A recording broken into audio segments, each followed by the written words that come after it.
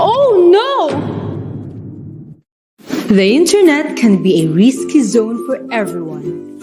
Our young learners are most vulnerable to the dangers that it may bring. Online hazards may have tragic consequences. But worry no more. Protecting our young learners against threats of the cyber neighborhood is just a matter of awareness.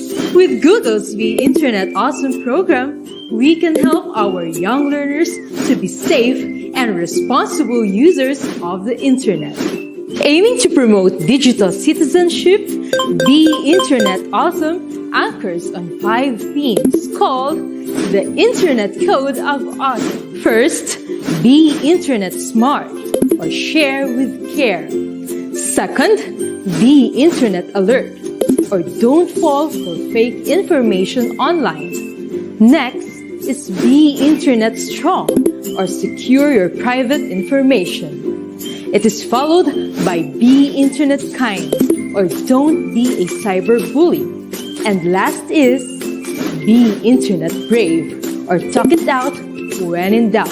To support its pedagogical value, V2.0 Awesome is supported by tools and resources evaluated by the International Society for Technology in Education and received the seal of alignment for readiness. To begin, let's get some light on the engaging computer game called Interland. Interland is intended for learners aged 7 to 12. It provides fun and adventure-packed hands-on experiences to help young learners discover safety measures in using technology. Players will be called Internauts. Internauts will explore 4 floating islands: the King Kingdom, the Reality River, the Mindful Mountain, and the Tower of Treasure. Each island features a challenging game equivalent to a different lesson.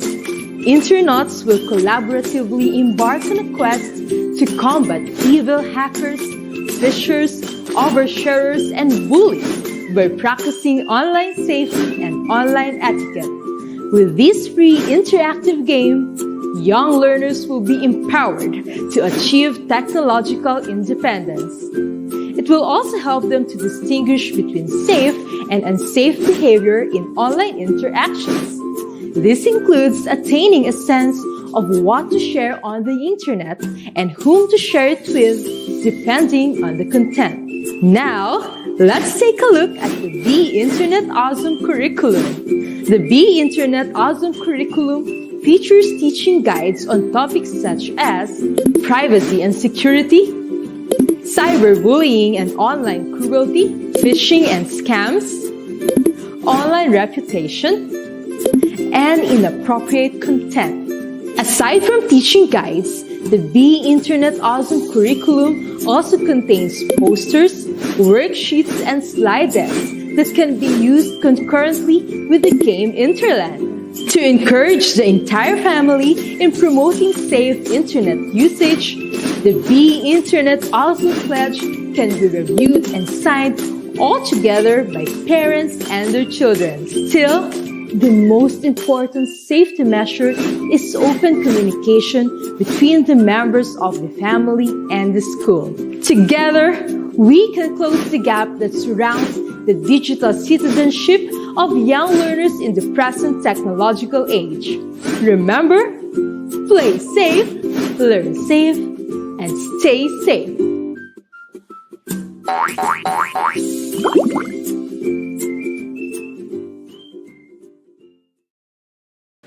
Don't let this ever happen to you. Hackers and scammers are lurking about trying to get access to your accounts and steal your information to damage not only your devices but also your reputation. So, as a smart online citizen, it is of utmost importance to secure your secrets. This is easy as A, B, C, D, E. A. Always use screen locks.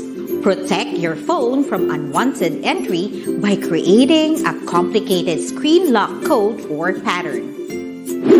B. Be protective of your personal information. Avoid putting personal information on public devices or devices unlocked and used by a lot of people. C. Create a strong password. Use passwords that are 8 characters or longer. Use combinations of letters in different cases with numbers and symbols. It should be easy for you to remember, but difficult for hackers to guess. D. Don't share your password. Sharing your password with someone else other than your parent or guardian will put you at risk for hackers and scammers. E. Enable privacy and security settings. Learn to use app or website settings to protect your privacy, security, and safety. With the ABCDE of security, you will keep your secrets safe, secured, and secret. Remember, secure your secrets and keep those pesky hackers and scammers away. Be internet awesome! Happy browsing!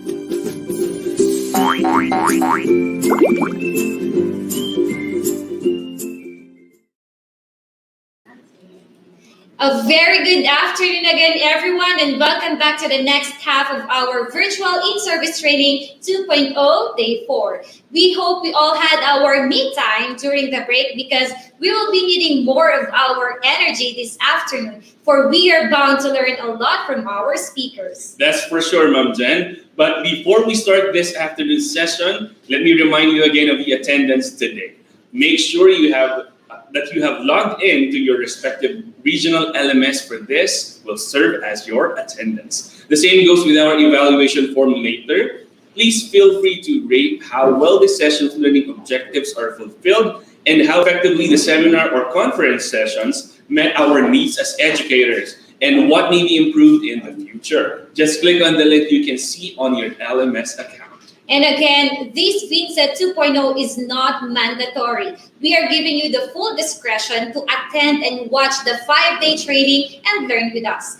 If ever you missed the live broadcast today, you can still watch the replays on DepEd Philippines FB page and YouTube channel, DepEd EdTech Unit FB page and YouTube channel, and on DepEd TV YouTube channel. Please, our dear teachers, do not pressure yourselves too much in completing and answering all the activities at once. For our LMS will stay open until January 31, 2022. Okay, so for this part of our program, ito yung pinaka-excited kayong lahat. Ang dami na nag-message sa amin. Dito talaga sila nagiging masaya. We will have another shout-out session. Unahin ko na dyan ang SA Emelda District Zamboanga Sibugay Division, School Head Dr. Juter Yorad, ganun din kay Nilda Lamadrid and teachers of Manggahan Elementary School, SDO Pasig. Good afternoon din po kay Teacher Vanessa Robles from City School Division of Dasmariñas, Pitong Gubat Elementary School, headed by Sir Randy G. Mendoza, and to all the teachers there. Also, sir, binabati natin ang Division of Bago City with their SDS Dr. Alan Yap, sa lahat ng guro ng Ramon Torres Luisiana National High School, Senior High School, at ang kanilang principal na si Ma'am Helen B. De la Cruz, galing kay Sir Joseph Arnido Jr. Isama na rin natin ang mga teachers mula sa SDO Batangas Province with their SDS Dr. Myrtle Evordome at ang buong Mataas na Kahoy District, especially sa Mataas na Kahoy Central School. Greetings from Ma'am Joy Silva. Yun. So, ganun din po, special program in the Arts of Quezon National High School. Hello po sa Principal 4, Dr. Felisa P. Quevada, from Teacher Jonas and Charmaine Evora. Ngayon din po, si Sir Ernesto P. Cabudoy, Principal 4 ng Rosalie Ancheta, HD3. Ganun din po. Dr. Lian DB Boston, PSDS Burgos District, SDO Pangasinan 1.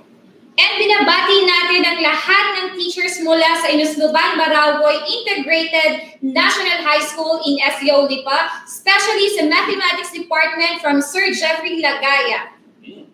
Ganun din po, enthusiastically watching ang mga teachers ng San Antonio Elementary School, Division of Quezon City, headed by Sir Antonio Miranda. At ang co-teacher daw po ni Sir Neil na si Sir Ruel Diaz. And happy birthday daw po. Langga Elementary School, SDO Palayan City Annex. Oliver C. Taro, Edgardo L. Camacho, their PSDS. And shoutout po sa lahat ng mga taga-Laguna SPED Association, especially kay EPS SPED Ma'am Roderica Camacho, and sa Liluces, especially daw kay Dr. Maribeth Sotomayor and Dr. Wilmer Gahite. Magandang hapon po sa inyong lahat.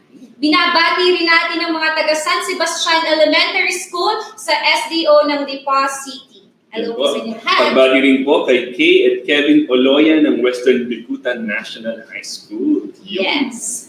And now, we'd like to welcome everyone who has chosen this course on photo editing and digital banner design using GIMP for instructional video development, which I believe, Sir DJ, will be very useful, lalo na ngayon na kailangan natin ng mga instructional videos that may contain images that are somehow manipulated or edited to fit our lessons. Tama ba, sir? Tama ka dyan, ma'am. And we have with us a 24-year-old public school teacher at Hacienda Elementary School, SDO San Antonio Annex, School Division of Nueva Ecija. He graduated with a degree of Bachelor of Elementary Education, major in General Education, cum laude at General de Jesus College in 2016. He finished his master's degree, major in Educational Management, cum laude, at the College of Immaculate Conception in 2019. And he is now taking up his doctoral degree, major in Educational Management, in the same educational institution, and is planning to conduct his dissertation next year. He graduated and started teaching at the age of 18. Whoa. Wow. And now has a 6-year experience in classroom teaching. He's also a winning coach in the division for both science and technology fair, robotech competitions, and mathematics competitions. A multi-awardee during his first convergence of outstanding youthful and intelligent educators of Nueva Ecija in 2018. No? An awardee on the second Convergence of Educators, Stakeholders, and Students 2019. One of the winners during the 2019 regional competition on storybook writing for kindergarten to grade 3 levels. Regional graphic designing in Region 3 during the 3rd national competition in storybook writing. At napakarami pa niya mga achievements, Ma'am Chen. So, ladies and gentlemen, it is my honor to present to you Mr. Lawrence G. Villaflor.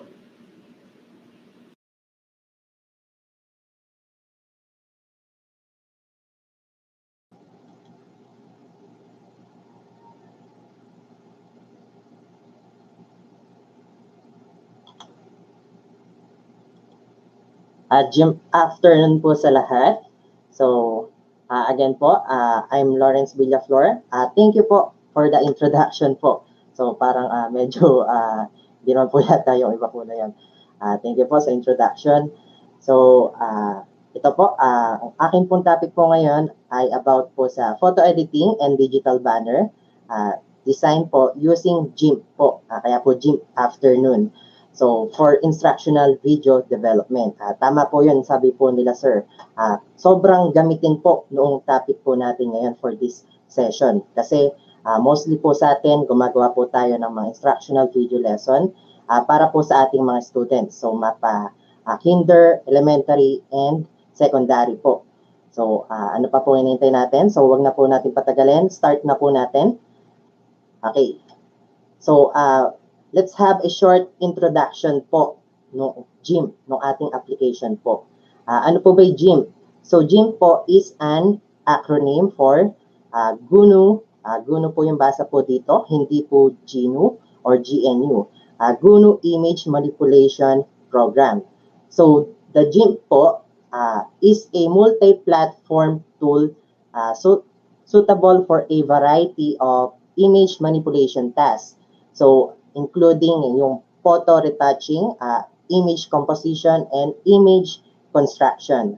So the first version of GIMP po were written by Peter Mattis and Spencer Kimball back in 1995. And then it was made public po back in 1998. So konting trivia lang po, si Wilbur po is the official mascot po for the application GIMP. Ito po si Wilbur. So si Wilbur din po yung nagsaserve as icon po for the application. Yung GIMP nga po. Okay. So, bakit po ba GIMP? Why use GIMP po? Ang dami pong ibang editing softwares na pwede po natin gamitin. Pero bakit po ba ito po yung napili ko na i-present po sa inyo po ngayon yung GIMP? And okay po, I'm going to present 7 reasons on why we need to use GIMP. First po, kasi po there are built-in image adjustments and filters for photo editing. Ito po, kasama po dito.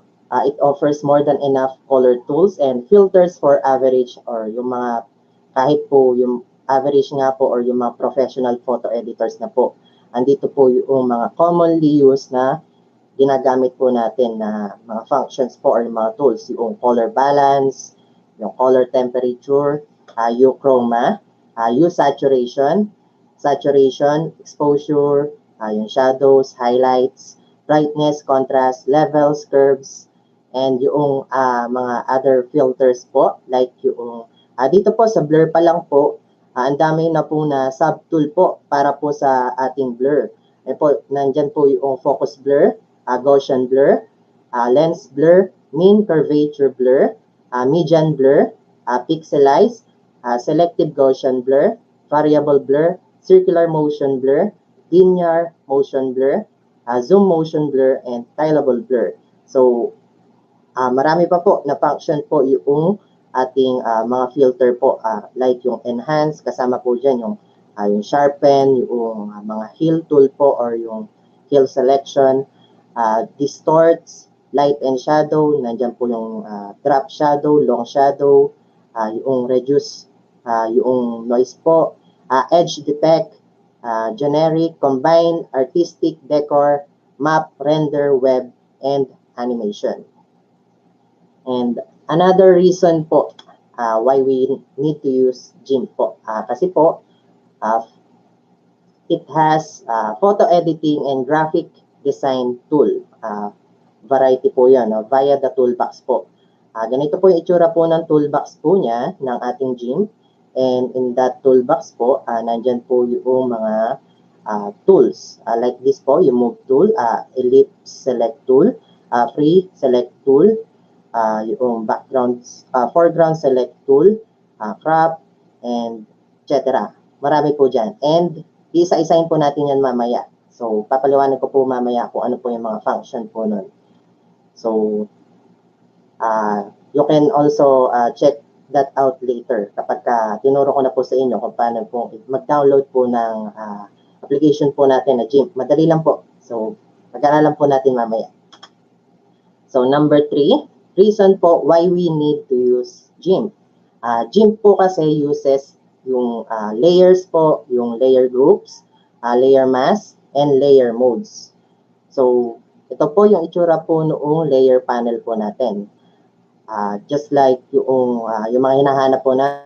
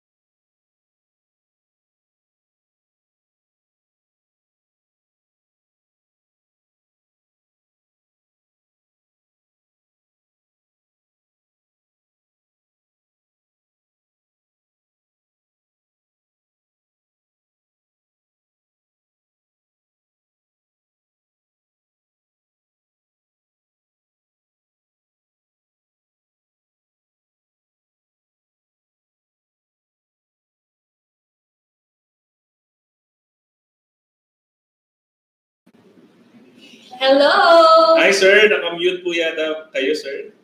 Anyway, remind na lang din natin, sir, para sa ating mga viewers, lalo na yung mga nagpo-post ng kanilang mga pictures, Yan, di ba? oo. Mula pa kaninang umaga. Grabe. Huwag sana natin kalimutan gamitin ang ating official hashtag #Vincent2Day4.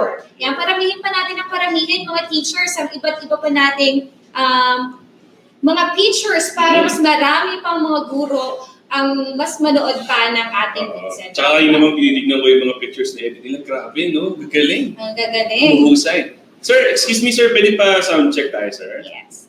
Sa sound check po, okay na po? Yan! Yan. Loud and clear. Ang Yan! ganda pala ng boses ni sir. Golden voice. Yes. Good afternoon again, sir. Hi, sir. Good afternoon. Kanina pa po ba wala pong audio? Yes, sir. Wait, Sa-off lang yan, sir. po? Kaya natin ituloy. Ganyan talaga pag live, sir. Okay po, sige po. Ganyan live, sir. Ulitin na lang po natin. Okay po. Okay. Okay, sir. Take it away. Sige Go, po. sir. Thank you po. Okay po. Start po ulit natin. Pasensya na po. Ganun po talaga kapag ka po live, hindi po may iwasan na meron po mga technical problem. So, balik po tayo dito. Ang aking pong discussion po ay about po sa photo editing and digital banner design using GIMP for instructional video development. So, again po, I am Lawrence Villaflor. Thank you po for the introduction po kanina. And GIMP, afternoon po sa lahat. So, GIMP po kasi yung atin pong application na gagamitin po for today, for our session po. Okay. Kanina pa po pala ako walang audio, so pasensya na po. Hindi ko po kasi naririnig po yung sarili ko po if wala po akong audio. Okay, so po, ito po, short introduction lang po sa atin pong application na GIMP. GIMP po is an acronym for GUNO Image Manipulation Program. So, GUNO po, ang basa po natin dito, hindi po GNU or GNU. So, GUNO Image Manipulation Program. So, the GIMP po is a multi-platform tool suitable for a variety of image manipulation tasks, including photo retouching, image composition, and image construction. So, the first version of the GIMP po were written by Peter Mattis and Spencer Kimball back in 1995 po yun. And the first, it was first released in public during 1998 po. And konting trivia lang po, si Wilbur po, ang pangalan po noong official mascot po ng GIMP. And ito po siya. So, it also serves as the icon po ng ating application po na gagamitin, which is GIMP nga po. So, why use GIMP? So, bakit po ba GIMP po yung napili ko po despite na sobrang dami pong at other editing softwares po out there na pwede po natin gamitin? Okay, and I'm going to state 7 reasons po. First, kasi po there are builds for average po or yung mga professional photo editors po natin. So ito po kasi yung mga commonly used color tools and filters po. Kasama po dyan sa color tools po na yan yung color balance, color temperature, hue chroma, hue saturation, exposure, shadows, highlights, brightness, contrast, levels, and curves. Sa ano naman po, sa ating filters, nandyan po yung blur, enhance, distorts, light and shadow, noise, edge detect, generic, combine, artistic, decor, map, render, web, animation. So, marami pong function po dyan. Halimbawa na lang po dito po sa blur po, ang dami po niyan sub-tool. Nandiyan po yung focus blur, Gaussian blur, lens blur, mean curvature blur, median blur, pixelize, selective Gaussian blur, variable blur, circular motion blur, linear motion blur, zoom motion blur, tileable blur. And marami pa po. Dito po, nandiyan po yung distort. Sa enhance po, nandiyan po yung sharpen po or yung mga hue selection, light and shadow. You can add drop shadow or yung long shadow, and others po. Mamaya po, papakita po natin kung paano gamitin po yung iba po doon sa mga filters po na yan. And dito naman po, another reason po why we need to use GIMP is because it has photo editing and graphic design tool variety via the toolbox po. Ito po yung main toolbox po ng ating gym. So, nandyan po yung move tool, ellipse select tool, yung lasso tool or yung free select tool. Nandyan po yung foreground select tool, yung ating crop tool, and others po. Okay. So, yung iba po dyan, ipapaliwanag po natin mamaya kung ano po yung mga function. So, ite-demo po natin. So, gym uses layers po. Yung layer groups, layer mask, and layer modes. So, isa po ito sa hinahanap po ng mga photo editor. So, and mahalaga po na nandito po yun sa ating application.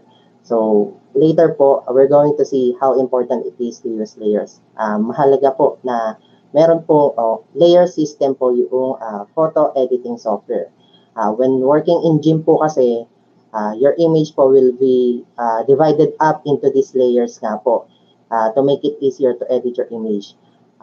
These layers po will allow you to change color, delete some details, or add effects po to specific parts of your image without affecting the other parts. So, ito po yung itsura po ng interface ng ating layers panel. So, kapag ka po nag-add na layer, automatically mag-add po yun sa taas po. And then, ito naman po yung itsura po ng ating layer modes. So, in all of my photo editing software that I know, ito pong gym po, yung pinakamarami po yung nalipat po. Yung pinakamarami po yung layer modes na nakalagay. And sobrang useful po noong mga layer modes po na to. So, lipat na po tayo. Number 4 po. Number 4 reason why we need to use gym. So, kasi po, the dockable dialogues po make gym workspace customizable. So, of course po, kapag ka po nag-work po tayo, when we're working on a project po, as much as possible po, you want to work on a workplace that you are comfortable with. So, dito po sa gym, you can customize your own workplace or user interface depending on what you want. So, just drag the panel. Click lang po natin, drag po natin yung panel po to any place. Pwede po sa lower left or sa upper right. So, pwede po yan. So, and if you want to add a new window, just click on the Windows tab dito po. Then, click on the dockable dialogues. Then, hanapin po natin dito yung gusto po natin i-add. Halimbawa po, yung palettes. So, click lang po natin and then, ma-add na po siya doon. Okay, mamaya po, i-demo ko po sa inyo kung paano po tayo mag-ayos po ng workspace po in gym. So, another reason po why gym works with why we need to use gym. Kasi po, yung gym po, it works with third-party fonts po and downloaded plugins and brushes. So, kapag, di ba po, minsan, yung mga font po doon na naka-install or yung default fonts po na nandun po sa ating computer, hindi po tayo nagagandahan na po. So, mas maganda po yung mga downloaded, meron po tayong mga nakikita. So, pwede po yun gawin po dito sa gym. Halimbawa po, sige po, try nga po natin. Paano po mag-download ng font and then ilagay po sa gym.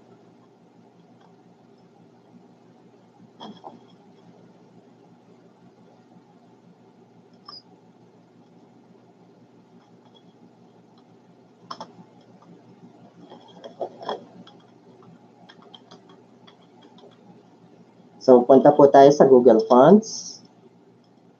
Then, hanap po tayo ng font po na gusto po natin dito.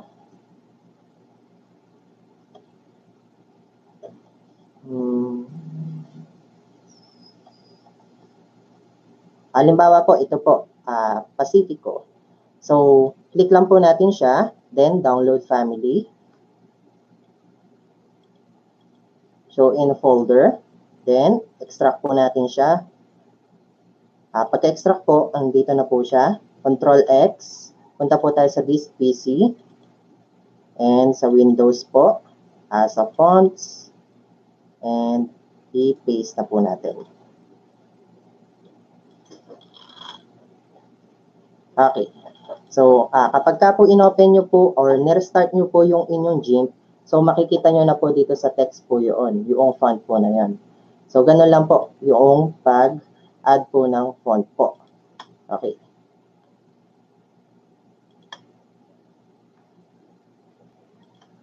So, another reason po why we need to use GIMP po, kasi po there are tons of free GIMP tutorials po on the internet. And hindi na po kayo mahihirapan hindi nyo po kailangang magpa-tutor po or magpa-one-on-one o paturo po sa ibang tao. Kasi po, magta-type lang po kayo. Search nyo lang po. Lalabas po yun. Marami po sa internet. So, if you decide to use GIMP po, you won't have a hard time po learning po about some functions in GIMP po. Kasi there are literally thousands po of tutorial in the web. So, pwede po, pumunta po kayo dito sa mismo po nilang website sa gimp.org. Marami pong tutorial dyan. Or, halimbawa po, if you want to learn how to make a poster po, so you can search for a tutorial po. If you want to remove the background po of your picture, there are also tutorial for those po. And you can look for some na kaya nyo pong sundan. So, kasi po, because there are many ways na to remove a background po in GIMP. So, it depends po kung ano po itsura po ng picture po na tatanggalan nyo po ng background. And lastly po, and I think the most important reason po why you should use GIMP po is because GIMP po is free. It is not a free trial po or a premium model. So, it is just free po. So, libre po talaga siya. And you can download it anytime and anywhere that you want in GIMP. For example po, nasa ibang lugar po kayo.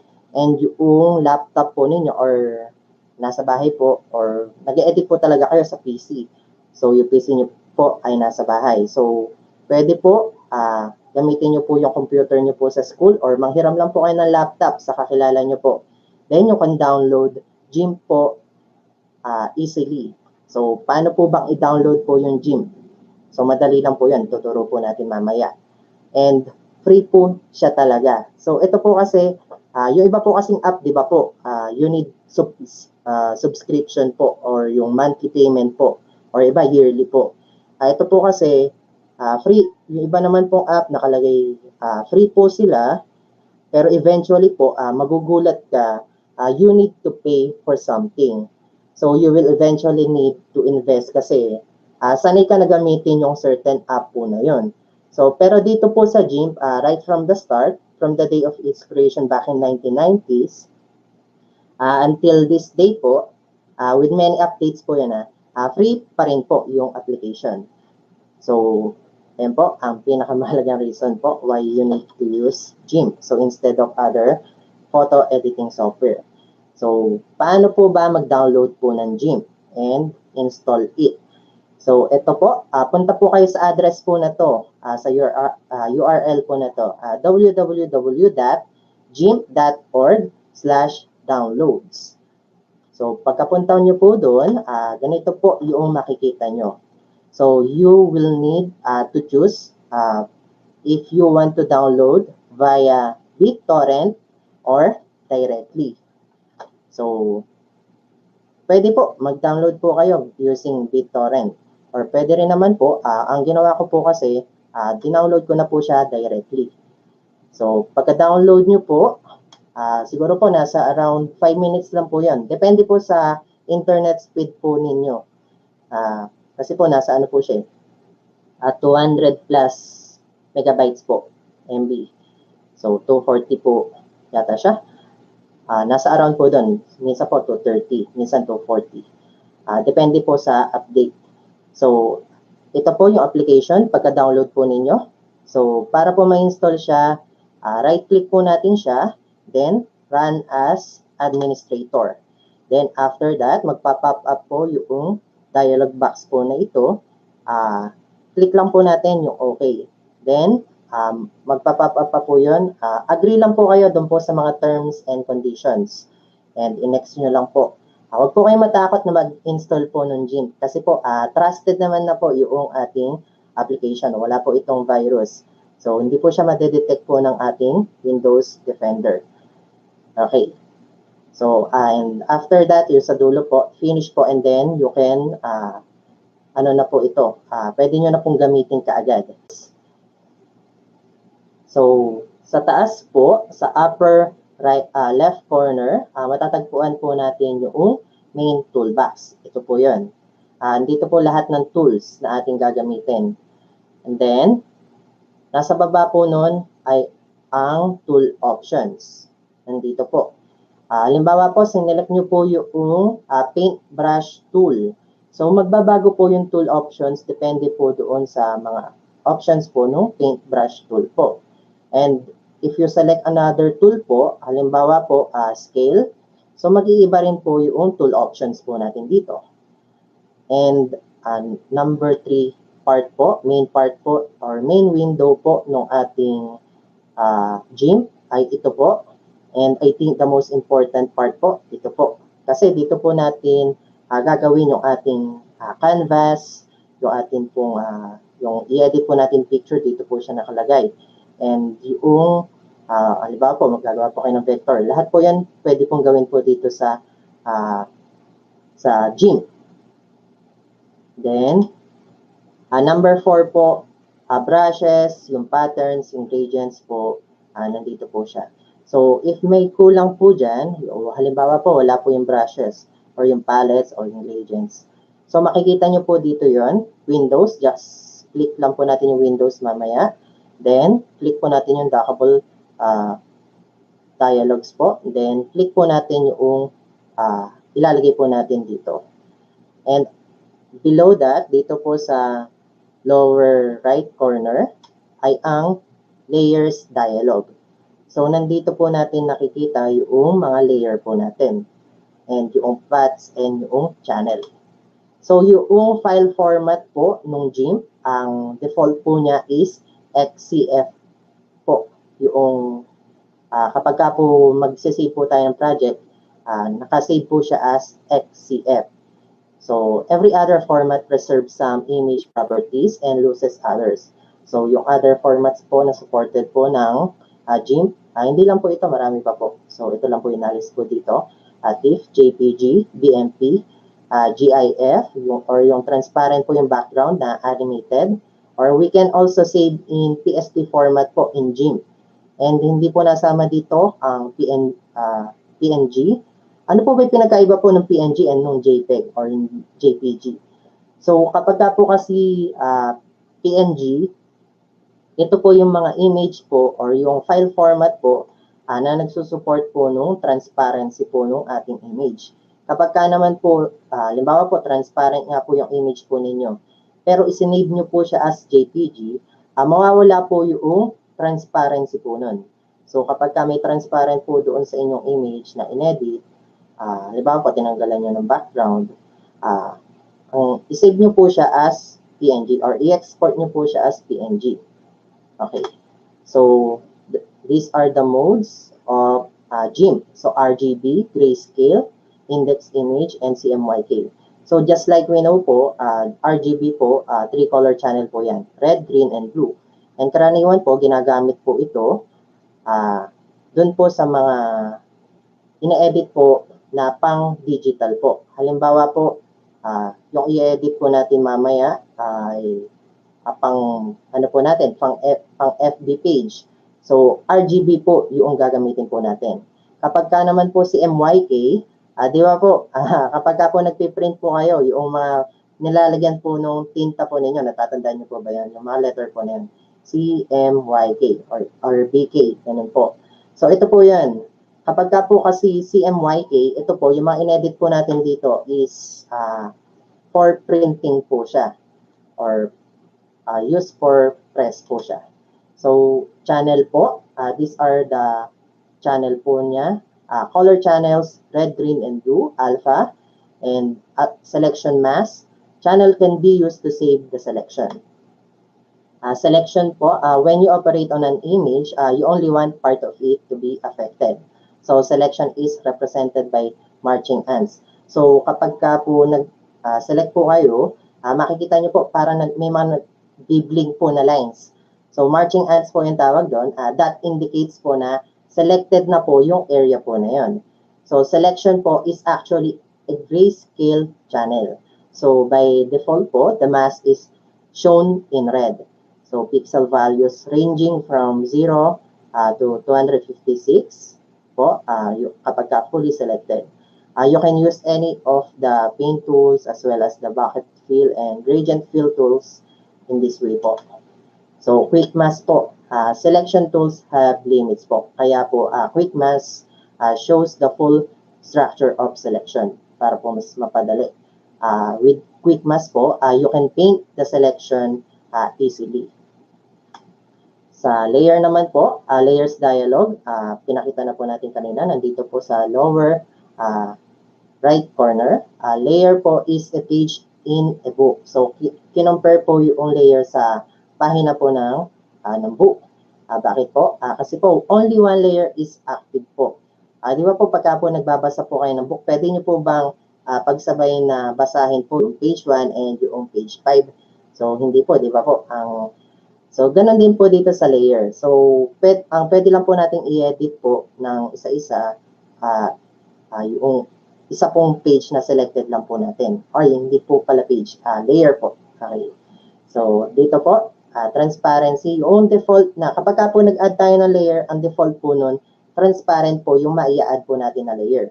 And you can change the size of that layer, the visibility, and you can always link the layers po to one another or i-merge po natin, merge layers po. Okay? So, undoing po, ito po yung pinakakaibigan ng lahat po ng editor. So, mapa, video editor, photo editor, or yung mga illustrator po. Kahit ano po, kahit nagtatype lang po tayo sa Microsoft Office po, di ba po? Kapag nagkamali po tayo, Control-Z. Control-Z. So, ganun din po yung shortcut po dito when using the undo function. So, Control-Z lang po. So, wag po kayong matatakot magkamali. So, lahat naman po tayo nagkakamali sa buhay. So, pati po dito, syempre, okay lang po yun. And, kasi meron po tayong undo history dialog. So, kapag meron po kayong gustong balikan na mistake, and malayo na po yung nagawa po ninyo, punta po kayo sa undo history dialog. So, doon po, pwede nyo pong i-undo yung ginawa po ninyong mistake po na yun. Okay. So, these are the selection tools po. There are several selection tools po available in GIMP. So, first po, rectangle select tool. Ito po siya. Ellipse select tool. Free select tool. Fuzzy select tool. Select by color tool. Scissor select tool. Foreground select tool. Okay. And transform tools po natin, move tool, crop tool, rotate tool, scale tool, shear tool, perspective tool, flip tool. Pasensya na po, medyo binibilisan ko na po para po makapag-edit na po kasi tayo. Other tools po na gagamitin po natin, path tool, bucket fill tool, gradient tool, color picker tool, magnify tool, measure tool, text tool. So, okay po. Ito na po, mag-edit na po tayo. So, overview po, and I hope po ito po yung maging takeaway po natin for this session. We're going to learn po today how to remove background on an image. Actually po, I'm going to show 5 ways po on how to remove background. So, mabilis lang naman po yan. So, how to recolor photos in GIMP, how to delete some details on an image, and creating banners or thumbnails with GIMP. Okay. So, start po tayo on how to remove background on an image. So, ito po yung 5 ways. Start po tayo sa fuzzy select tool. Okay. So, ito po yung ating set ko po muna to. So, ito na po yung ating GIMP. Mag-open po tayo ng ating i-edit na image.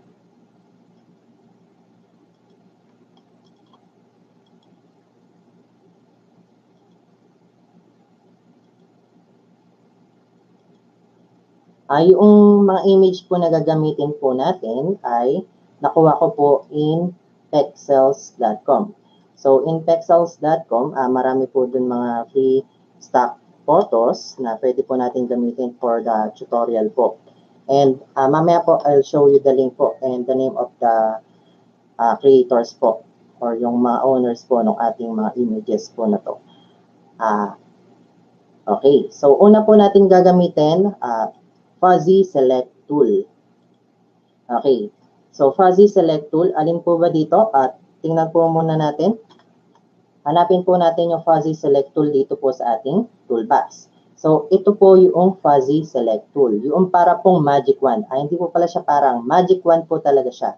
So, ang tawag po natin dito sa GIMP ay Fuzzy Select Tool. Okay. So, click lang po natin ito. And zoom out po tayo. And select po natin siya. Ito po, yung background. Masyado pong nalaki yung pagkakaselect.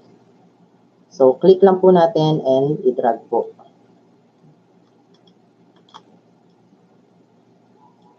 Okay. So, ang gagawin po natin, pagka hindi po talaga maseselect po lahat kaagad. Kasi po, yung ating background po ay, ang ating background po, medyo ano po siya, mix po siya of colors. So, dito po medyo yellow, then in some parts po, mag-green po siya, and in some po ay ma-orange. So, ang gagawin po natin, unti-untiin po natin i-delete po yung background. So, select po natin unti-unti. So, ito po, selected na po natin siya. Kapag ka po nag-pink po siya, katulad po nung kanina, ibig sabihin po, selected na po siya nun. So, dito po tayo sa layers. So, ang gagawin po natin para po ma-delete po natin yan, pindutin lang po natin yung delete key po sa ating keyboard. So, delete po natin. So, ayun po. So, parang may mali po sa ginawa po natin. Okay, so hindi po tayo nag-add po ng alpha channel. So, para po maging transparent po yung ating background kapag ka-delete po natin yung current background po. So, ang gawin po natin, undo po natin. Huwag po kayong mag-alala kapag ka nagkamali po kayo. Undo lang po lagi kapag ka nagkamali. So, add po tayo ng alpha channel. So, right-click po natin yung image. Ito po, right-click po natin siya.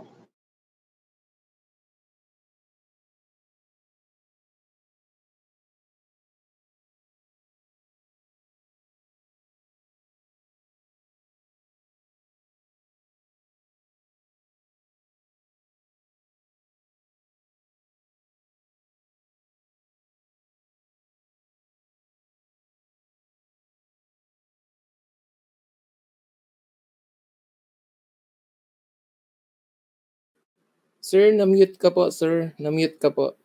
Okay. Okay po. So, sorry po for the technical problem. Ano po, nag-automatic po pala na nag-mute po sa yung aking mic po. Okay po. Thank you po. Thank you po, sir. So, ito po, select po natin yung iba pong parts ng ating background.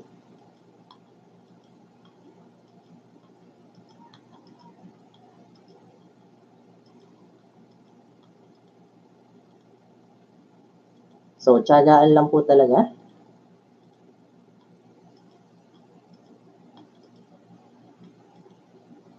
Share ko lang po. Dati po, pangkaraniwan na teacher lang po ako. Ngayon po, pangkaraniwan na teacher pa din po. Kaso po, sanay na po mag-edit. So, nasa sa atin po kasi yun. So, pwede po mag-aral po tayo ng editing softwares po. Malaki po yung maitutulong po natin sa career po natin nun. Kasi ngayon, mostly po, hindi naman na po bata yung kaharap po natin. Mas madalas po natin kaharap ay mga laptop na po or yung mga printers po. Kaya, kailangan po talaga matuto po tayo ng mga editing softwares, video editing, yung photo editing. Nakakatuwa nga po kasi po yung iba po hindi naman po talaga sanay po talaga dati mag-laptop or mag-computer. Pero sobrang willing po nila. And ayan po, opportunity po itong ating Inset. na binigay po ng ating mga leaders. So, maganda po yung ating program po na to, and masaya po ako na naging part po ako ng ating Inset po, and I'm talking right now po in front of all of you po. So, tulad ko po, sana po pagkayari po nitong ating Inset po, kung dati po ay pangkaraniwan na teacher lang po kayo, sana po pagkayari ng Inset ay pangkaraniwan na teacher pa rin po kayo, pero sanay na po mag-edit. So, katulad ko po, pangkaraniwan na teacher pero sanay mag-edit. Okay. So, ayan po. So, pwede na po ito. So, ayan po, na-remove na po natin yung mga background. So, meron lang po siyang mga areas po na parang nag-glow po siya ng yellow. So, ang gagawin po natin dyan, para po malinis po siya, gamit po tayo ng eraser tool. So, ito po yung eraser tool. Nasa toolbox din po siya. Okay. So, normal lang po siya na may ganito po. May mga naiiwan po. So, deselect po muna natin.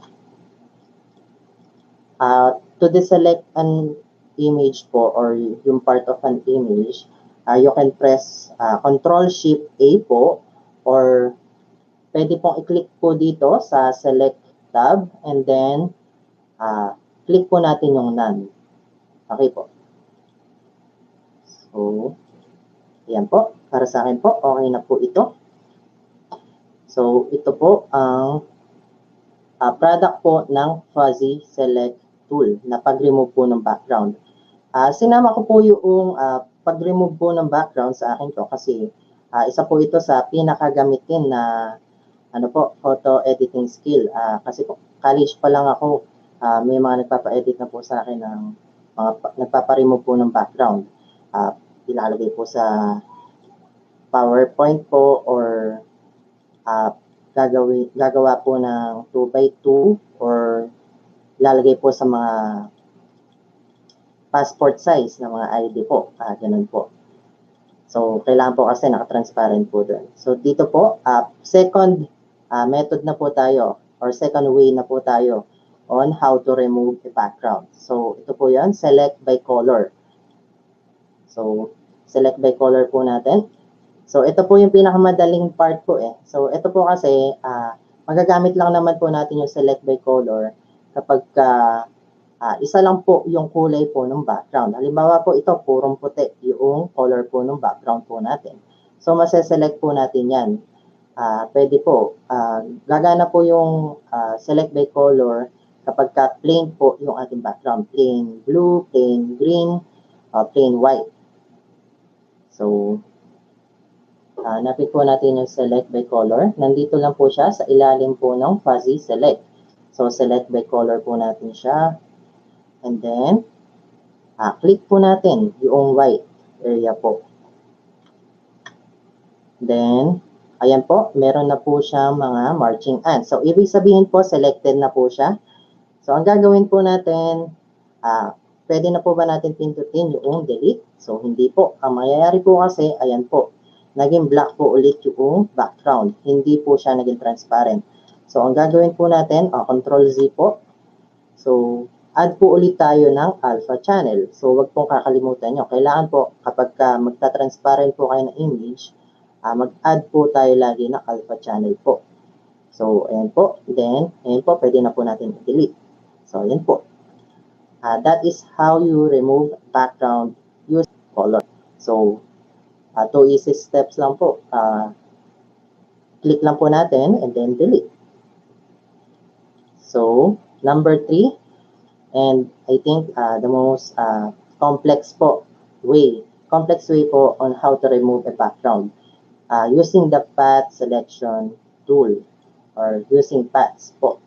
So, halimbawa po, ito po, yung ibon po na to, gagamitan po natin ng path selection tool. So, ano po ba yung itsura ng path selection tool dito po sa ating toolbox?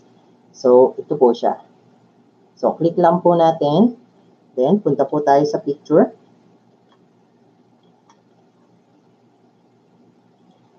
Zoom in po natin.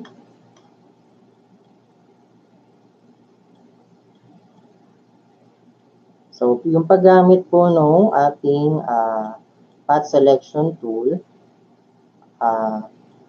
you need to practice it po siguro.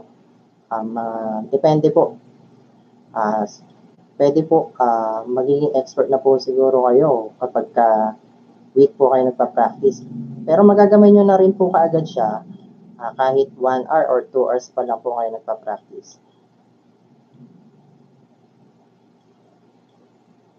So, ang gagawin nyo lang po, yung others end po na ito, kung saan po siya nakapoint, ay doon po pupunta yung ating susunod na line. Halimbawa po ito. Okay, so kapag ka po kasi, halimbawa, nakaturo po siya dito sa taas. So, dyan po lalabas yung ating line. Ayan po, papunta po sa taas.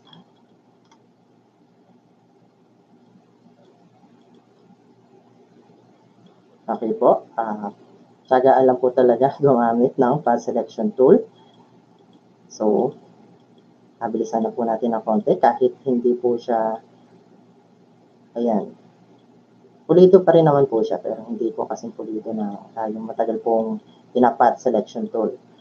And habang nagsaselect po tayo, I would like to greet po and thank po yung aming District Supervisor, Dr. Esther D. Ramos. Hello po, ma'am. And to our monitoring supervisor, Dr. Beverly T. Mahulamnan. Hello din po, ma'am.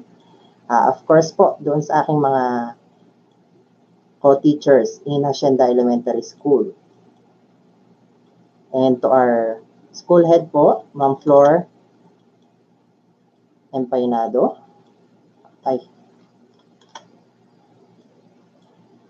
And sa mga school po na pinanggalingan ko sa San Francisco Elementary School and Santa Barbara South Elementary School. Hello po sa inyo. Sa lahat po ng teachers in the District of San Antonio. Ngayon po, today po is September 2. Actually po, holiday po in Nueva Ecija. Taga Nueva Ecija po ako. Holiday po kasi 125th anniversary po na unang sigaw po ng Nueva Ecija. Then, kahapon po, September 1, 120th anniversary naman po ng aming division, ng aming STO. So, happy anniversary po sa aming STO.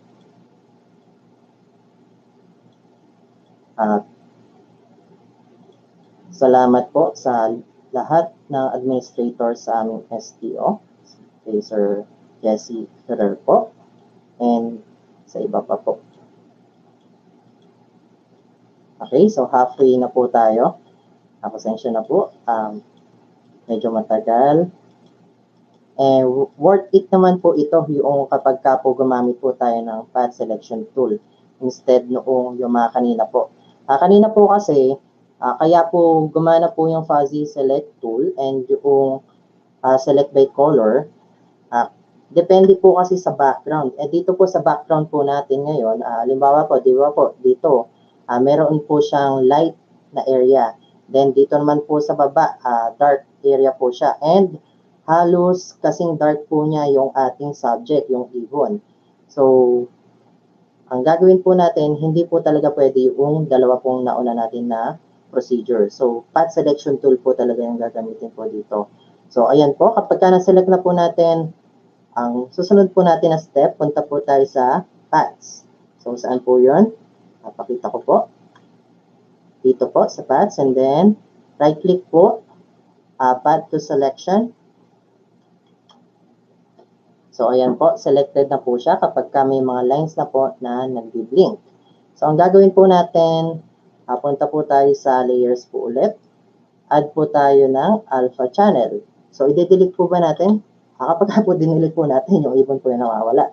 So, ang gagawin po natin, punta po tayo sa select, then, invert po natin yung selection para yung background po yung maging selected instead noong ating subject.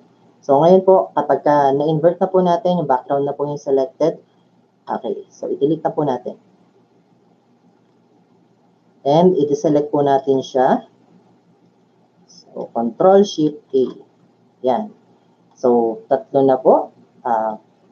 Fuzzy select, select by color, and then path selection tool. Okay. So, ito naman po, sa pang-apat po na way po on how to remove a background ay using the layer mask. Okay. Paano po ba yun? So, layer mask po. Ay, iba po, kapag sinabing layer, medyo natatakot po. Madali lang din po ito. And medyo komplikado lang po pala kumpara po dun sa tatlo po kanina. So, ang gagawin po natin na unang step ay duplicate po natin yung image.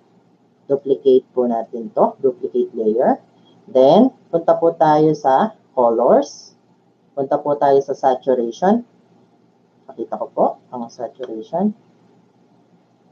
Colors, saturation. Then, isagad po natin yung scale into 0. 0 po. So, click OK. So, naging black and white po siya. Talaga po ganun. Huwag po kayong kabahan. Ganyan po talaga siya. So, magiging black and white po yan. Then, balik po tayo sa colors. Punta po tayo sa curves. Then, i-adjust po natin siya. And, mas ideal po, magiging black po talaga yung ating subject. Pero, medyo masyadong mataas yung highlights po ng kanyang skin. Kaya, hindi po natin siya magawang black po lahat. Okay na po ito. So, click OK. Susunod pong step, colors, then invert. Then, punta po tayo sa isang, select po natin yung unang, yung original image. Then, right-click po, add layer mask. Then, ito po, yung default lang po, yung white, full opacity, add po natin. So, pagka-add po natin, balik po tayo dito sa layer mask, ay dun sa una po natin na ginawa. So, punta po tayo dito sa edit, then copy, visible. Then, i-paste po natin siya dito sa layer mask. Then, hit po natin itong kulay green po sa baba na lumabas. Then, that's it.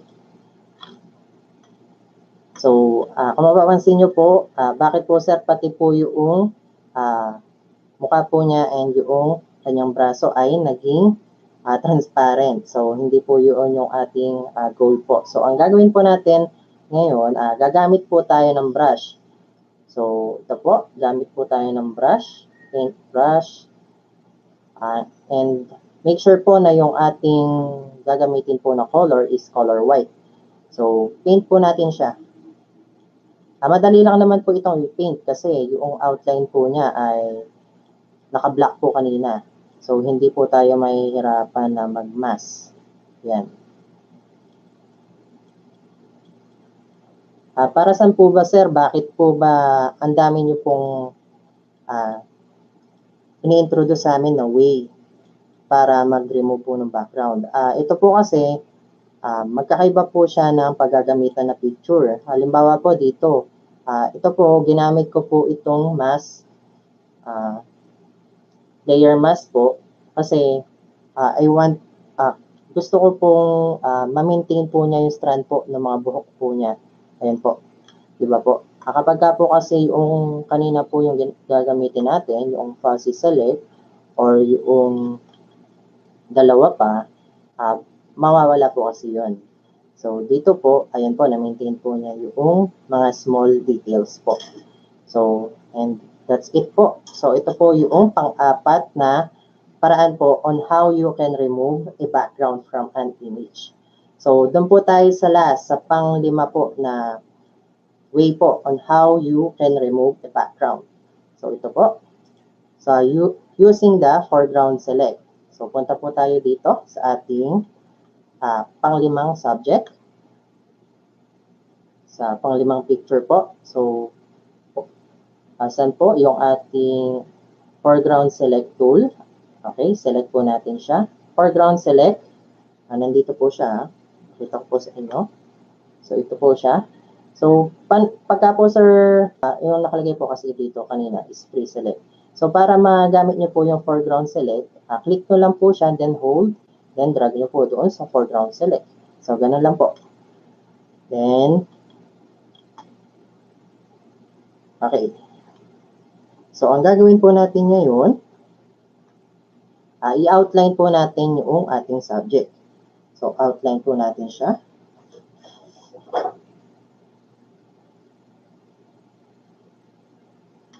So, wag po kayong mag-alala, okay lang po na medyo hindi po siya detalyado yung pagkaka-outline po natin. So, i-compute naman po mamaya no, ating foreground select tool, yung mga details po dyan. Okay?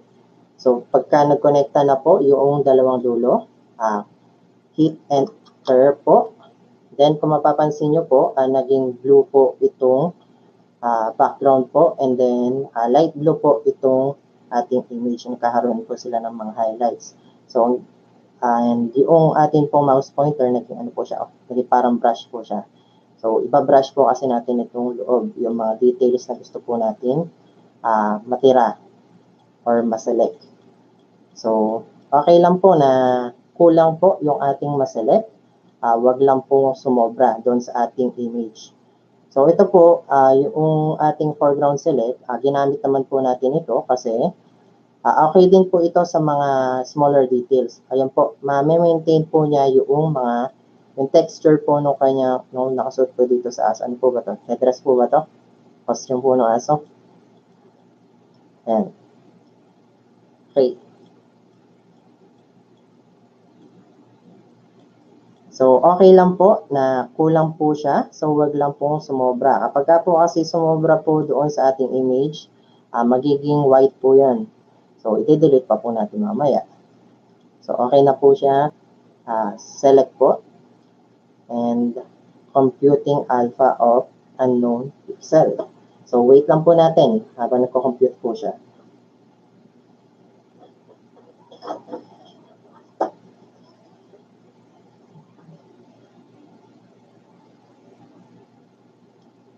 Medyo matagal po yata. Ayun, selected na po siya. So, ang gagawin lang po natin, add po ulit tayo ng alpha channel. Then, i-invert po natin yung selection. Then, press the delete key. I-ano po natin siya. I-select po natin siya. Control-Shift-A. Or pwede po, punta po tayo dito sa select and then click po natin yung none. So, dito po yung mga natira pong white po na yun, manually po natin siya i-delete po. Ating eraser.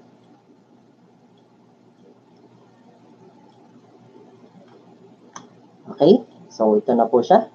So, and those are the 5 ways na mag-remove po ng background. So, yung fuzzy select, yung ating select by color, yung spot selection po, and yung layer mask, and lastly, ito pong foreground select. So, ayun po. Doon na po tayo sa pag-recolor po ng photos. So, how to recolor photos in GIMP po. So, ito po yung step. So, pwede nyo pong i-screenshot. Select the areas you want to recolor using the path selection tool. Convert path to selection, add a layer po, add a layer mask, pick a color that you want to use bucket fill tool, change the mode of layer. Okay. So, open po tayo ng picture po, napapalitan po natin yung kulay. Okay po. Halimbawa po, ito pong picture po na to, ano po yung papalitan po natin dito?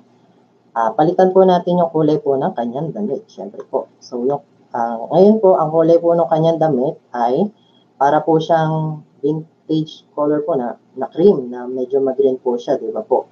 So, gagawin po natin na, total, September na po ngayon, di ba po? Malapit na po yung Pasko, sabi nga po nila. So, sabi po sa mga meme na sa po natin, Verde na po ulit. So, gawin po natin masaya po yung kulay. Gawin po natin green, bright red, and yung blue po. Okay. So, gamit po ulit tayo ng path selection tool.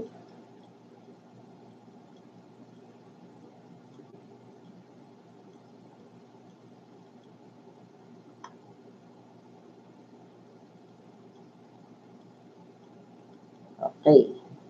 So, ayan po. Tsagaan lang po ulit gumamit po ng path selection tool. So, hindi ko na po masyado siyang i-detalyado. And medyo madali naman po itong i-select po kaysa po sa ibon po yata kanina. Kasi po yung ibon, medyo mahirap po doon sa wing part po niya, di ba po? Dito po, wala naman po siyang mga curves po.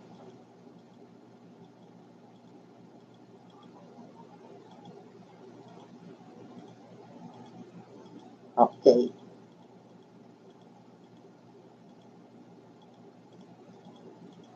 So, I would like to greet po my family po. They are watching daw po now in our barangay po, San Francisco po, San Antonio, Nueva Ecija. Hello, Jonah. Ay, okay. Ito po, iyan po natin ito. Diretso po natin.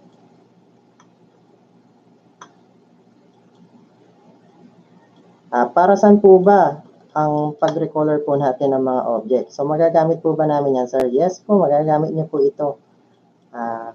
Actually po, halimbawa po, kapag gumawa kayo ng video lesson and yung ating teacher broadcaster ay gusto niyang palitan yung kulay ng kanyang suot. So, ito po, gamitin po natin yung matututunan po natin dito.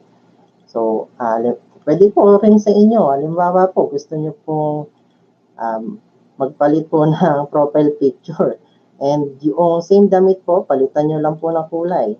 So, pwede po yun. And yung iba po kasi, di ba, minsan, halimbawa, nagkamali po kayo ng suot ng org shirt. Imbis na pula, ang nasuot nyo po ay blue.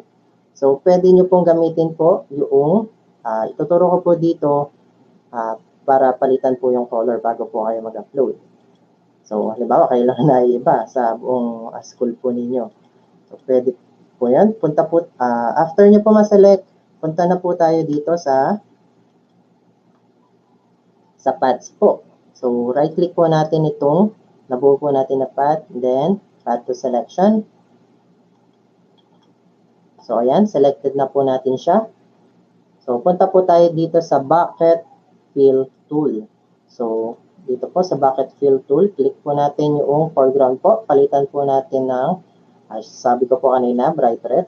So, ayan, red po yung gagamitin po natin.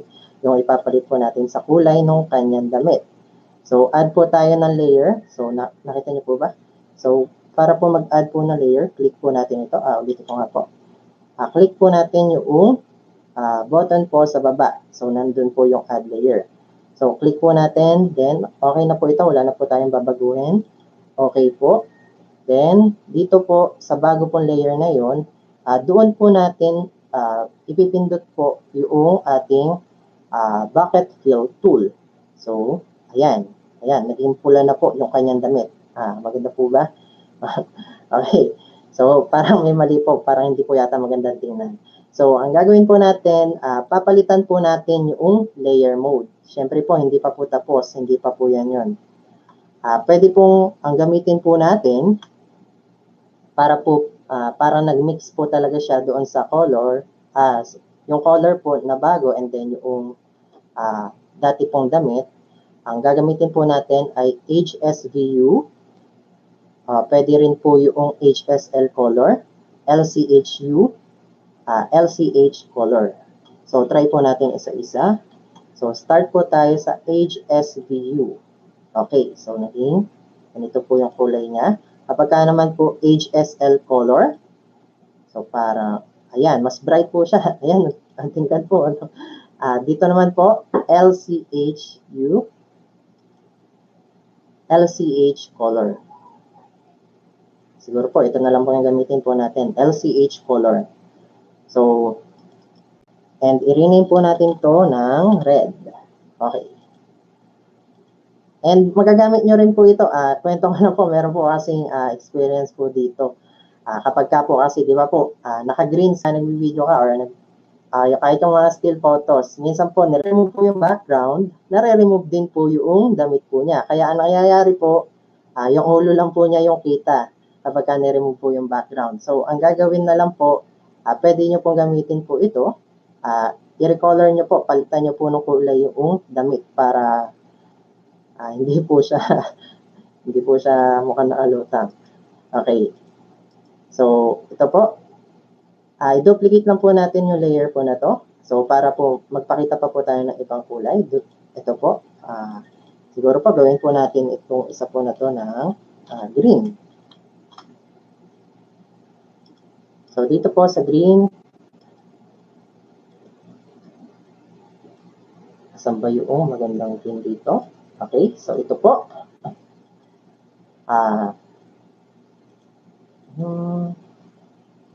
Okay. So, gamit po tayo ng bucket fill tool and then click po natin siya. So, ganun po ulit. Add po ulit tayo, duplicate po ulit natin siya. Then, pangalanan naman po natin siyang blue.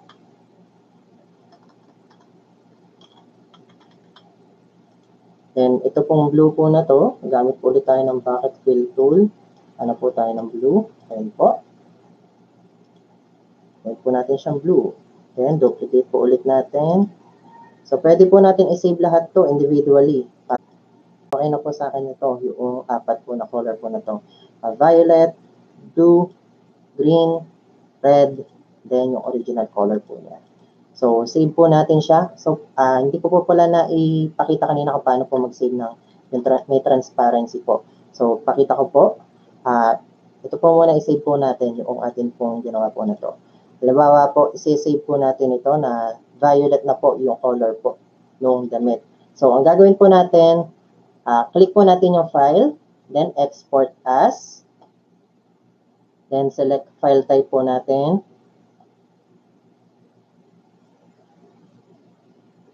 Okay na po ito pala, yung JPEG po.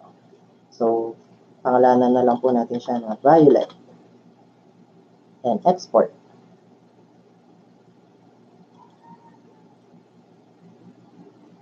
So, ayan po. And then, nakasave na po siya. So, ito naman po yung mga transparent po na ating mga ginawa po kanina. Para ma-maintain po yung transparency, i-export po natin siya as PNG. Hindi po JPEG. So, hanapin po natin yung PNG. Nandito po siya. PNG image. Export po natin. Then, export. So, tingnan niya po natin kung na-save po siya. Okay, ito po yung ating kinulayan na bago. Naging violet na po siya from this po. So, pwede rin po natin i-save po yung ibang kulay. So, ito naman po yung ating sinave na isa na transparent. So, parang black lang po siya. Pero kapag pinis po natin siya in a document, transparent po yun. Okay, so that is how you recolor an image po. So, next topic po tayo.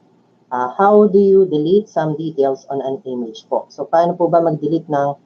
So, bilisan na po natin kasi po matatapos na po yung time po natin pala.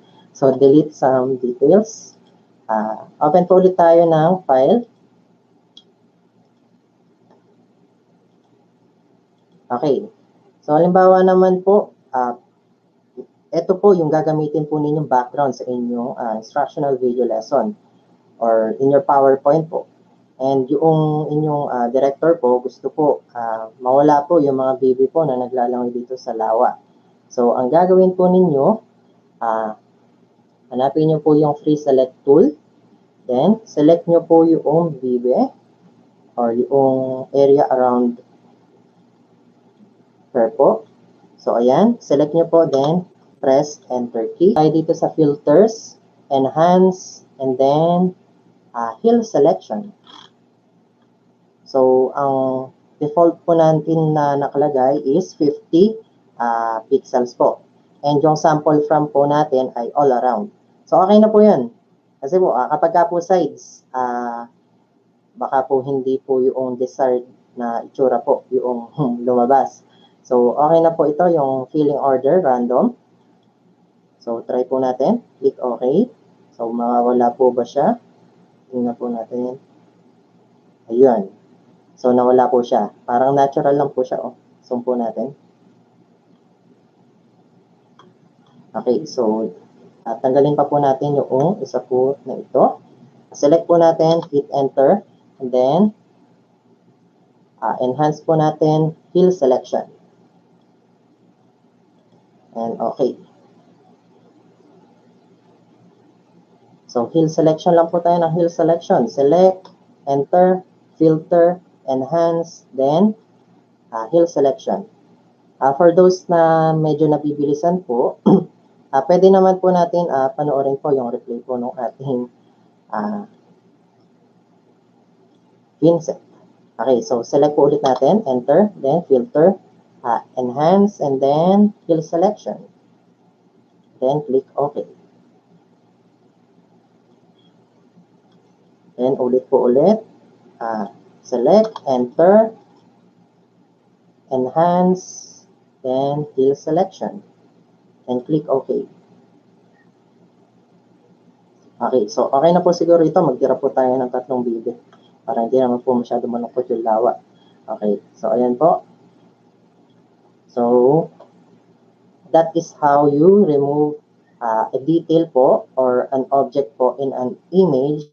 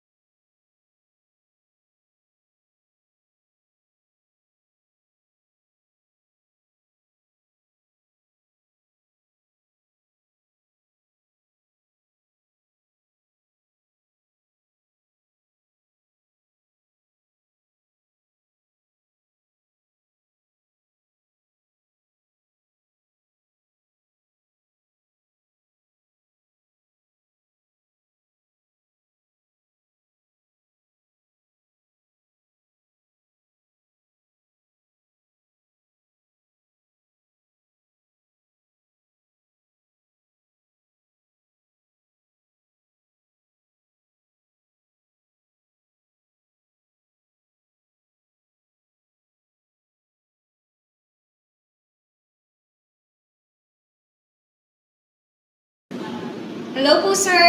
Good afternoon again, sir. Ayan, gaya nga na sinabi natin kanina, dahil live tayo, may mga difficulties tayong na raranasan. So, sir, pwede pa natin i-test ang microphone natin, sir, kasi parang nakamute po kayo. Yeah. Tama ka dyan, Ma'am Jen. Normal talaga ang technical difficulties, lalo sa mga live sessions na ganyan. Sir, hello po. Okay na, sir? Is yung mga bata and yung mga parents. So, okay lang po. Nang po masyadong maglagay ng mga mahabang text or yung mga sentences, yung paragraphs po. Kapag ka po kasi banner, as much as possible, hindi po sana worthy. Yung simple lang po, yung detail lang po na mahalaga, yung nandun po. Then, yung file format po, okay lang po yung JPEG po. Then, keep it simple. So, simple lang po yung gawin po natin. Then, okay, gawa na po tayo. So, bilisan lang po natin. At, hindi po pala open. 3/4. Then, palitan po yung kulay po ng ating background. Gawin po nating white. Okay. So, dito po, add po tayo ng bagong layer. So, dito po sa bagong layer, gamit po tayo ng path selection tool. So, insert po muna tayo ng mga shape. So, background po yung gagawin po muna natin. Iba po, mas inuuna pong gumawa po or yung mga text po muna. So, okay lang din naman po yan. So, yun po yung mahalaga pong part. So, pero dito po, para mabilis, gawin po muna natin background, then lagyan na lang po natin yung text. So, ulitin ko po, ang gagawin po natin ay opening of classes banner siguro po, for our school na lang po.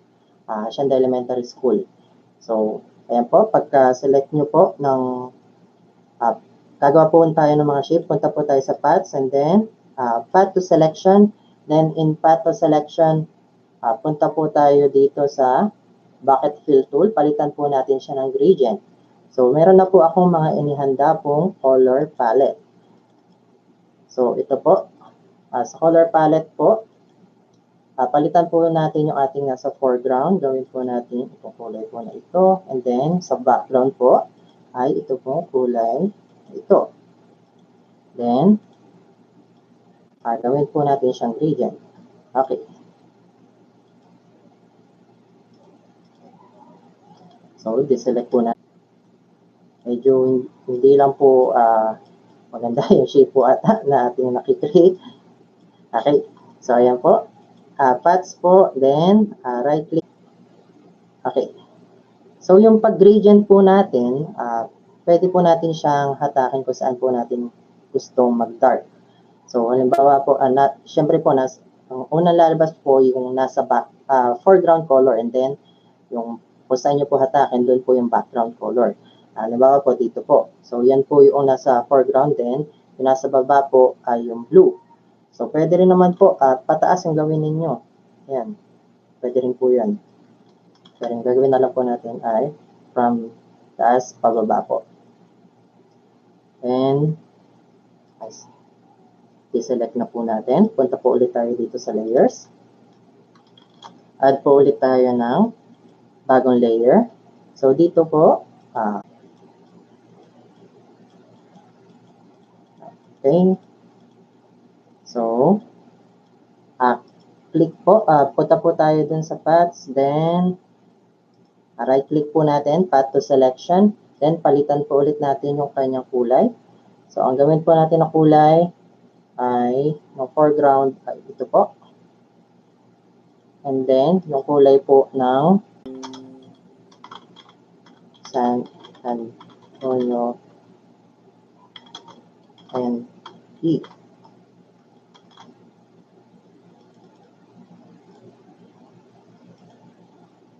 Then, email address.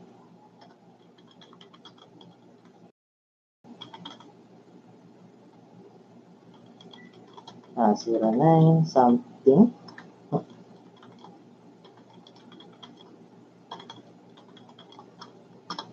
So, FB page po ay Shenda ES. So, select all po natin and then i-align right po natin siya. Palitan po natin yung font color into white. Then, change po natin yung font style into Century Gothic po. So, medyo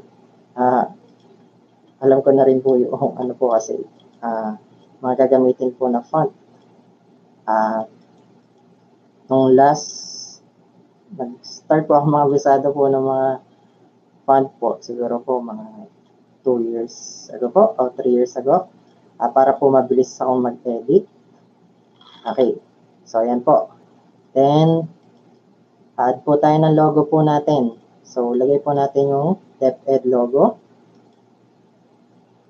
Then, resize po natin siya using the scale tool. Wala po tayong resize tool po So, scale tool po siya. So, and i-drag po natin dito.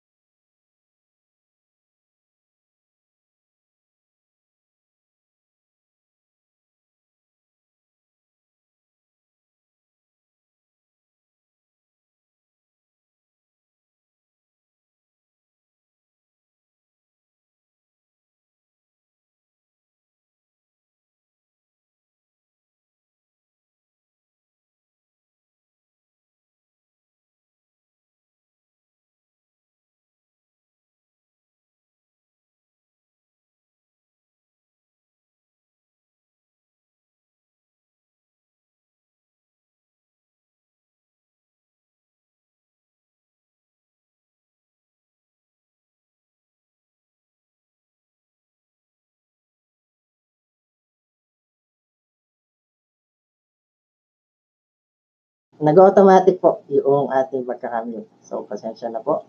So, ayan po, punta po ulit tayo dito sa path selection po natin. So, punta po tayo dito and then, ang gawin po natin ay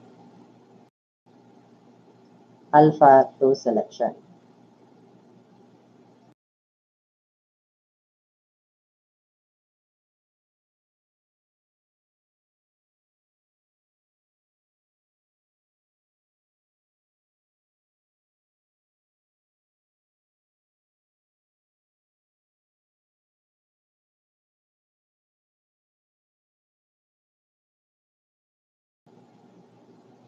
Text to path po. Ang gawin po pala. Then text to path and then nandito na po yun sa path po and then path to selection. So selected na po siya. So pwede na po natin gamitan ng gradient.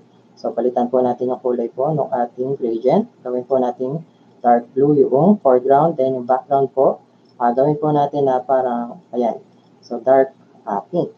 Then gamit po tayo ng gradient tool. So hatakin po natin. So okay. Long shadow. So, palitan shadow, then lagyan po natin ng drop shadow. So, parang nag-hover po siya dun sa surface. So, ayan po. Then, add po tayo ng another text. Halimbawa po, opening of classes for school year 2020 2021 na po pala, 2021 to 2022. Okay. So, palitan po natin yung font po ulit ng agency po, agency FB. So, dito po, ito na po yung itsura po niya. So, parang kulang pa rin po ng date, yung mismong date po noong ating opening of classes. So, lagay po natin dito, September 13, 2021. Okay, then change it back to agency FB. Then i-align full or tagline po. Halimbawa po sa amin po, sample lang po, in our school, we offer an education that lasts